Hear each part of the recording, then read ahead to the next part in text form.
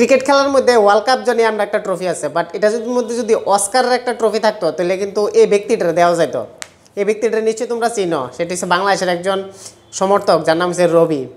সে গতকালকে দাবি করছে তারা নাকি কানপুরের টেস্টের মধ্যে সেখানকার দর্শক নাকি তারা মারছে পিছনের দিকে, এবং মারার পরে সে অসুস্থতা বোধ করছে এবং তার হসপিটাল নেওয়া যাওয়া হয়েছে। এবং সে যে এটা কইছে এটা কিন্তু সম্পূর্ণ মিথ্যা, এটার কোনো এভিডেন্স পাওয়া গেছে না। এবং সেখানে যে সিসি ক্যামেরা টিভি আছে সবগুলি চেক করছে, চেক করে সে দেখা হয়েছে সেখানে তার যে অভিযোগটা করছে এটা কিন্তু পুরোপুরি মিথ্যা।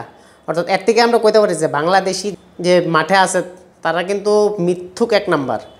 তার এক্সাম্পল কিন্তু আমরা এই ব্যক্তিটাতে পাইতেছি, যেখানে পুলিশ ভেরিফিকেশন করছে বা ইনকোয়ারি করছে, সেখানে সিসিটিভি ক্যামেরা আসছিল বা তাছাড়া প্রচুর দর্শক আসছিল, প্রত্যেকেই কিন্তু এই কথাটা ক্লিয়ার করতেছে।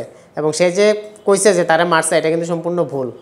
পুলিশ কেস হয়েছে, এখানে পুলিশ তদন্ত করে দেখছে কোনো কিছু পাইছে না, সিসিটিভির রিপোর্ট দেখছে কোনো কিছু পাইছে না। ইভেন বাংলাদেশের যে সাংবাদিক আসলো তারাও পর্যন্ত সেখানে আসছিল এবং তারাও যে এই কথাটা মিথ্যা প্রমাণ করছে। এবং তারা যে নিউজ চ্যানেল বিডি বাংলাদেশ সেখানেও কিন্তু তার এই কথাটার মিথ্যা প্রমাণ করছে।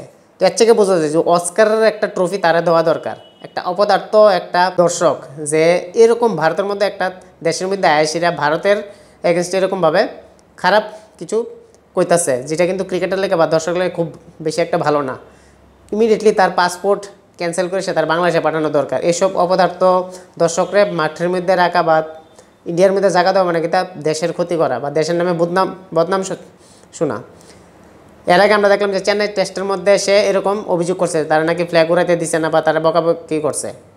তো সেই কথা যদি আমরা কই, এবার বাংলাদেশের রেকর্ডটা চিন্তা করি, 2015-তে যখন ভারত সেখানে সিরিজ খেলতে গেছিলো সে জায়গার মধ্যে ভারতের যে একজন বিশেষ সমর্থক সুধীর, যে সচিন টেন্ডুলকরের একজন প্রিয় ভক্ত, তারা কিন্তু অ্যাটাক করছে, মারছে এবং তারা অনেক হ্যারাস করছে।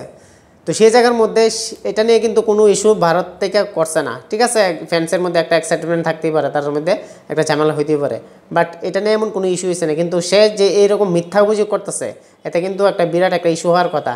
কেন সত্যি হইলে ঠিক আছে এটা মানা যেত, বাট এটা কিন্তু মিথ্যা। আর সে যে এরকম চরিত্রের একটা লোক এটা সবাই জানে। তো বাংলাদেশ সে বরাবরই ভারতের বিরুদ্ধে অভিযোগ করে আইতেছে এবং তারা এটার মধ্যে রক্তে মিশা আছে। এবং এইসব লোকেরা ইমিডিয়েটলি ভারত থেকে ভাগানো দরকার, কারণ তারা ক্রিকেটের ভালো করতো না, ক্রিকেটের দুর্নাম করবো আর কিচ্ছু না। নিজের দেশের সাপোর্ট করা ঠিক আছে, কিন্তু সাপোর্টের একটা লিমিট আছে, যে অন্য দেশের নামে এতটুকু বদনাম করা ওই দেশের মধ্যে আয়াসীরা, এটা কিন্তু মোটেও ঠিক না। তারা বর্তমানে হসপিটালে রাখা হয়েছে এবং সে বর্তমানে সম্পূর্ণ সুস্থ আছে এবং পুলিশের সামনে তারা ট্রিটমেন্ট করা হয়েছে এবং সব কিছু চেক আপ করছে। তার আসল কারণ অসুস্থতা, সে ডিহাইড্রেট হয়ে গেছিলো।